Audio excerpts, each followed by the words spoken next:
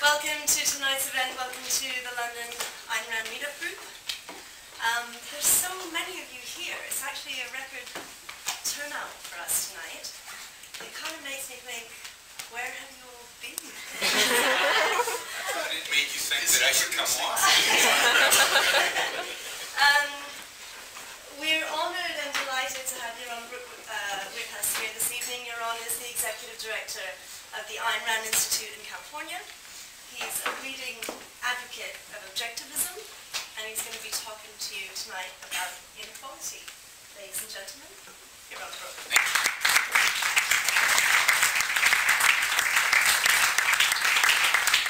Thank you, Teresa. Thank you, Priya, for helping organize this and making all this possible. I really appreciate it.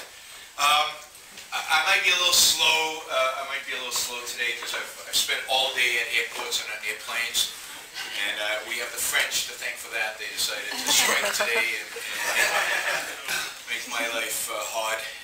But, you know, one more for the French. You know. We'll keep track of all their depravities. The other one, of course, the other thing that is French that is keeping me awake these days is reading Piketty's new book, which brings us, of course, to the topic of the day. I don't know how many of you know about this new book by Piketty. Piketty's a French economist. He's brought this book out about inequality. And it's a massive book. He's got the best data in the world. He's collected all this incredible amounts of information. And he says in the introduction that his purpose is to be completely objective, and he has no political view, and he has no preconceptions, and whatever it is. And then he continues to tell you how inequality is bad and inequality is immoral. But, you know, he's going to be objective in how he evaluates the data. It's just, inequality really, at least in the United States, and I don't know how it's playing in Britain, and I don't know how it's playing in Europe, but my sense is that in a sense the issue of inequality, the people who hate inequality won it. In a sense, the left has won that issue in Europe already. So Piketty's book is one more piece of a puzzle where inequality is hated in Europe. Europe's been very egalitarian, very pro-equality of outcome, equality of income, equality of wealth for a long time. So if you go to Scandinavia, if you're wealthy in Scandinavia, you don't drive a nice car because it's just wrong to show it off and people resent you and envy and all that. So it's already so ingrained in the culture that the left has very little to do there. It's like it's already reaching that tipping point where they just need to push it over a little bit. The real challenge they have is that the idea of equality of outcome, equality of wealth, while seemingly popular in Europe, is unbelievably unpopular in the United States. So when you actually ask Americans whether they care about increasing inequality and stuff like this, most of them say no. It's just not an issue for them. And in my view, this is a real problem for the left. It's what Ayn Rand called the American sense of life rebelling against the left's agenda and keeping America vibrant and moving forward. And it pisses them off. And they have a unique moment, I think, in history right now, which they're trying to take advantage of. And that unique moment in history is the Obama presidency. There's a president here who ideologically is committed to the radical left's ideas. He's ideologically committed to kind of the new left, the egalitarian left. I consider it the nihilist left. So they've got a politician who represents him well. He's articulate. People like him. He seems like a nice guy. I mean, all the things that people associate with Obama. The American people are still resisting this idea, and now what they're doing is launching a massive intellectual campaign to try to move the needle in the United States, or move it in dramatic fashion. And you can see this. I mean, the number of times the issue of inequality has come up over the last couple of years in the U.S., it's almost constant. A constant barrage of inequality is bad, and in the United States it's getting much, much worse, right? Because it's getting more unequal, and we have to do something. And Obama's kind of laid laid the foundations for that, and you know, we'll get into that in a minute a little bit. I'm going to take off my jacket because it's way too warm. It's been warm all day at airports. So what is this whole issue of inequality? What motivates them, or what drives, ideologically drives this idea of inequality? How do you sell it? How do you convince people that inequality is bad? And it seems like they take a number of different paths, a number of different ideas that help shape kind of the rhetoric around inequality. The first, and maybe the most important for them, and again, you hear this over and over again, is basically the collectivist premise, right? And in all the books, in all the articles, the assumption is always that the wealth is whose? It's ours. Right? There's a pie. It's our wealth. We produce. We create. We build. Right? And now it's just a question, you know, and capitalism solved the question one way, and socialism solves the question another way, of how we distribute this pie that just magically is here and is ours. Right? And it's, you know, they repeat this over and over again so that it becomes part of the language, and you hear people on the right and people on the left talking about wealth as this some kind of collectivized property. And as if it's somehow magically in. Piketty's book is filled with this. There's no discussion of where wealth comes from, on who produces it, or what it means to create wealth. The only question is, we got it, what do we do with it? And that's a purely collectivistic perspective on what wealth is. Because wealth is created by individuals. It doesn't exist out there in nature. It is literally created. I'm assuming this room is all read the money speech, but you know, in Atlas Shrugged, right? It's about making money. In other words, creating something that didn't exist before. Somebody has to do it.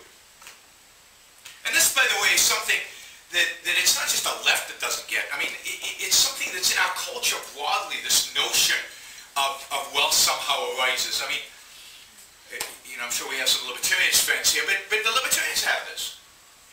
The idea in many libertarian writings about spontaneous order, and if you read I Pencil, is that the pencil just appears.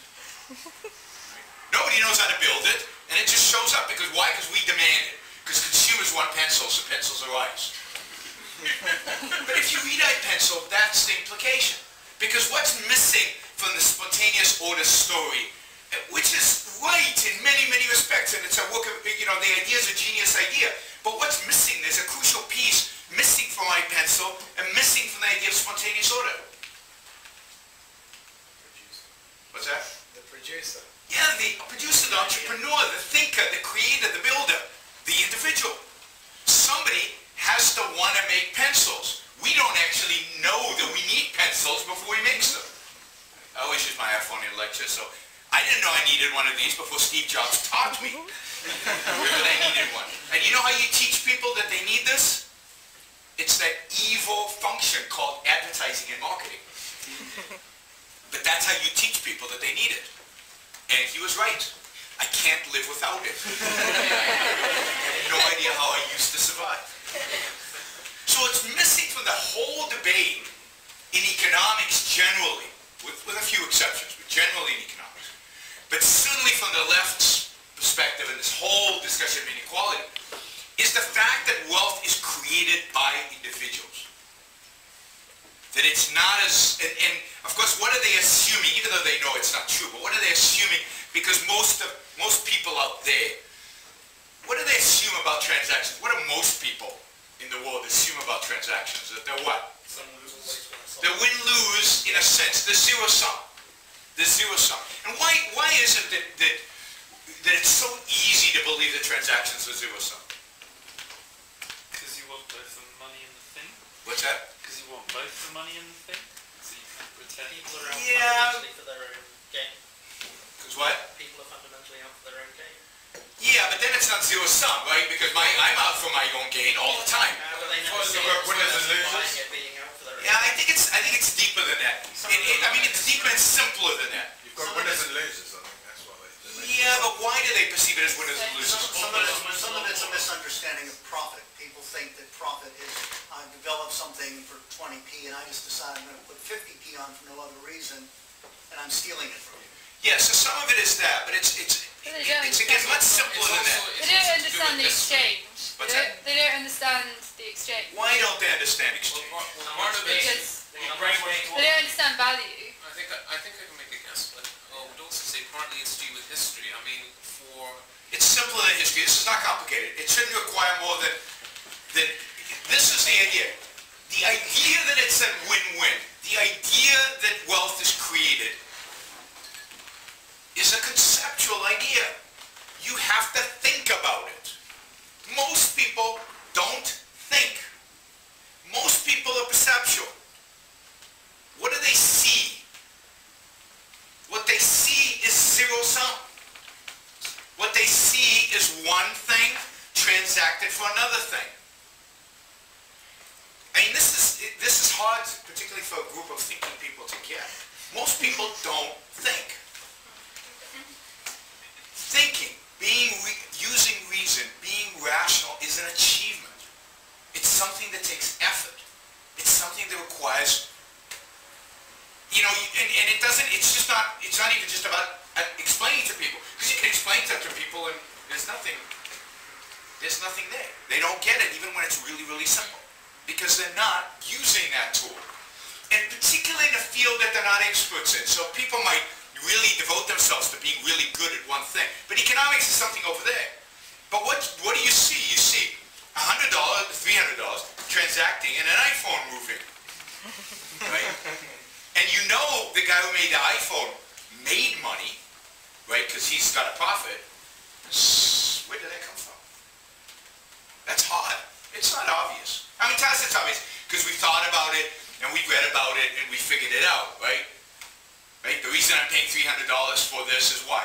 It's worth more than $300 to me, so my life is better off. That's my profit, and their profit is the dollar. And we know that we understand that profit margin comes from a competitive environment and comes from, you know, scale of production, expenses. I mean, there's a lot that goes into it. We understand all that, right? But it's not obvious. It's not obvious. So most people, this is just changed hands. Yeah, And yet Apple makes a lot of money, so I must have lost. that's why people hate the middleman, because the middleman doesn't produce physically. Yes, they hate the middleman, right? And one of the first things Obama did when he came into office, yeah, you guys can sit if you want. Sorry, there's a comfort break at the back. Sorry, guys. One of the first things Obama did when he came into office is he talked about middlemen. And he said, I can cut out the middlemen because they had no value, right? This was in relation to student loans. We don't need banks. I can just give the money to the students directly. I don't need the banks to facilitate giving the students. America's going to do the same thing with healthcare, right? Right? What Obamacare is doing in America is creating middlemen that actually don't create any value because they're so regulated to death. They can't create any value. And the consequence is that in a decade, or maybe less than a decade, maybe in 2 years, maybe in 3 years, maybe in 5 years, somebody's going to come and say, what do we need these guys? The government can just provide healthcare because it is anyway, because it's just using these middlemen to provide the healthcare. Right? So, you know, it's taxing people and then sending their money back to the people. So, what do we need these guys to make a profit off of this transaction? That's how we'll get socialist medicine. Probably Republicans will pass it too in the United States. So, zero sum is held by a lot of people who just don't think about it. Because they don't think. They don't use their minds. And it's never been explained. Very few people try to explain it. What actually goes into profit? What is the win-win relationship that buyers and sellers have? How does that work? How does wealth actually get created? So the left capitalizes this. They capitalize on this, you know, gloriously. So the collectivistic premise is a big part of what the whole inequality debate is about. This is really individualism versus collectivism. And again,